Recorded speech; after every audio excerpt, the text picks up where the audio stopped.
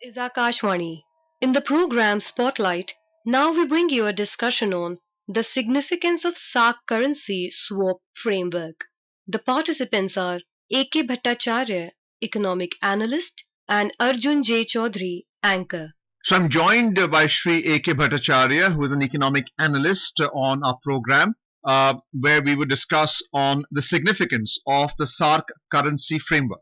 Mr. Bhattacharya, our listeners would like to know that the foreign exchange reserves of India are currently about $574 billion. It's come under $600 billion, and nations are looking at ways and means of looking to reduce the liability when it comes to trading with each other, especially when they're trading in foreign exchange in either US dollars or euros. How do you see this move on the part of RBI to extend currency swaps in rupees to the tune of 250 billion rupees? Well, a currency swap agreement is essentially an agreement that helps or provides financial support for short-term foreign exchange requirements or balance of payment support to economic participants in another country. Now, in this case, this is an Indian government initiative wherein a currency swap facility was already in existence between India and the other SAARC member countries like Bangladesh, Sri Lanka, Maldives, Pakistan, Afghanistan, and Nepal. So what is happening now is this agreement was coming to an end in 2024. Now this has been extended till 2027. And the value of the currency swap facility has also been enhanced. There is one facility under rupee terms, which means 25,000 crore rupees value. And for dollar and euro, this is another thing, which is a $2 billion euro facility. Now, what this essentially means is that let us say, a garment exporter from Bangladesh, which is exporting to India, can enter into an agreement with Indian party under this currency swap facility, in which the money that is made available to exporter is in rupees, but on terms and conditions that protect the importer or the exporter against currency fluctuations. So it helps the exporter or the importer to adjust the currency risk. At the same time, it helps him access precious foreign exchange because he does not have to look for US dollars to do trade with the Indian partner. So this is a big facility. And as I said, the amount may be small, 25,000 crore rupees in Indian rupees and 2 billion in US dollar and euro. But this is a big facilitator. And one condition is there, which your listeners must know, is that before this facility can be enjoyed by exporters or importers in these SAARC countries, there has to be an agreement, bilateral agreement between the Reserve Bank of India and the central bank of these SAARC countries. It is necessary. But once it is done, then it provides tremendous cover to traders and exporters, investors. They can take advantage of this facility and insure themselves against currency risks and also help them tide over any balance of payment situation. So my final point is many of the SAARC countries, except Bangladesh, are not in the pink of their financial health. They are having major problems in terms of foreign exchange availability, in terms of the balance of payments. So therefore, this currency swap agreement is a big benefit for these countries and exporters and importers and investors in these countries. AKB, apart from the proviso of signing bilateral agreements where between the central banks of India and the other nations are part of the South Asian Association for Regional Cooperation. And just coming back to the example between importer from Bangladesh, there'll have to be a corresponding agreement by the exporter from India as well, because typically exporters are seeking payment in foreign exchange in US dollars or in euros. So there'll have to be a consensus in terms of receiving payment back in rupees as well. How is that going to be managed under this arrangement?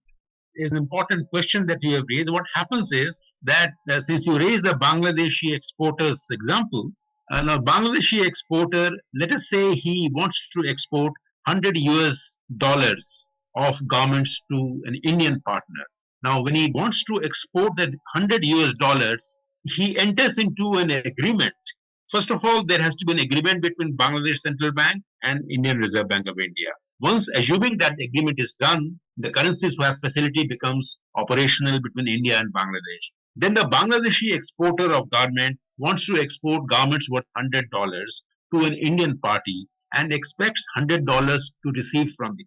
But he need not get the $100, but he will be assured that once the supplies are made, he will get $100 equivalent of Indian rupees. Now, once he gets that assurance and he is assured of that exchange rate, which is tied up and an agreement is signed between the two parties, so he is not worried about any currency fluctuations over the period of the deal. So it may take 6 months or 1 year, but his currency risks are completely taken care of or adjusted by this agreement. So even if he gets into a rupee currency swap agreement, his exchange rate risks are zero because it is done on the day that agreement is signed. So, apart from the market valuation of the currency which is bought and sold by dealers, and it's that fluctuation in the currency which the traders would like to avoid or mitigate, there's also the interest rate payments on the loan that's taken, whether it's in rupees or in any other foreign exchange. So, if it's a rupee swap agreement, there would also be interest payments in rupees. How is that different from an interest payment if you're borrowing in dollars or euros? In the case of a dollar, your interest amount which you are liable to pay keeps changing depending on the exchange rate fluctuations. But in the case of an exporter, which is borrowing money in rupees under this currency swap agreement, his liability of interest payment is more or less fixed at the time he enters into the agreement. So that interest rate volatility risks he does not have to bear. So that is a big advantage. But there's another dimension to this agreement. Now, this also means that the Indian rupee's acceptability in a larger sense is enhanced. In a sense that Indian rupee today is relatively far more stable than many other currencies in the region. And even compared to dollar, the Indian rupee has shown its resilience and stability. So therefore, this is a one way of making rupee and little more acceptable in a larger base, within a sense than a regional base. That is also very important. And the second more important dimension to this is that India takes strategically a leadership role in the SAARC region. Being the largest country in SAARC, it offers this facility, and through this economic deal, it is trying to establish its strategic connect and strategic relevance in the region. Going beyond, it has other implications. It can, explore similar deals with countries in Africa, which are also in need for such agreements, which give them balance of payment support and exchange rates adjustments. So it has got both economic, bilateral, regional, as well as strategic dimensions and benefits.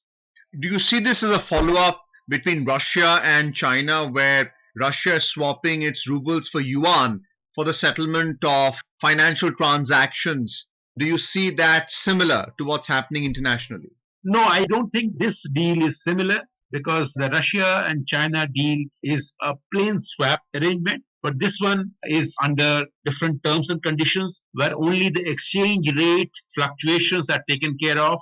And therefore, the interest payment liabilities also get taken care of, and access to resources for countries which do not give a boost to both their exports to India and India. Safety conditions are there because no central bank would like to incur any risks, financial risks, for either its own economic participants or the participants of their neighboring country.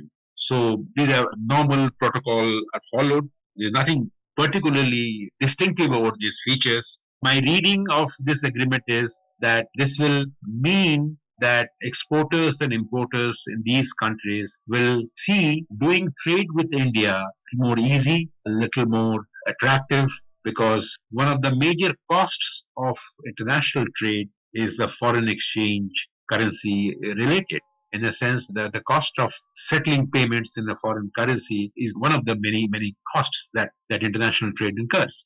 Now, if you take care of these exchange rate adjustment costs, Through this bilateral agreement, I would say that there would be an added incentive for exporters or importers from these SAARC countries to do more business with India. So this also has an, as I said, an economic dimension.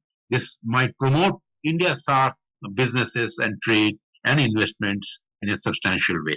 Do we have a similar arrangement with Japan for the rupee and the yen under swap arrangement between the two central banks?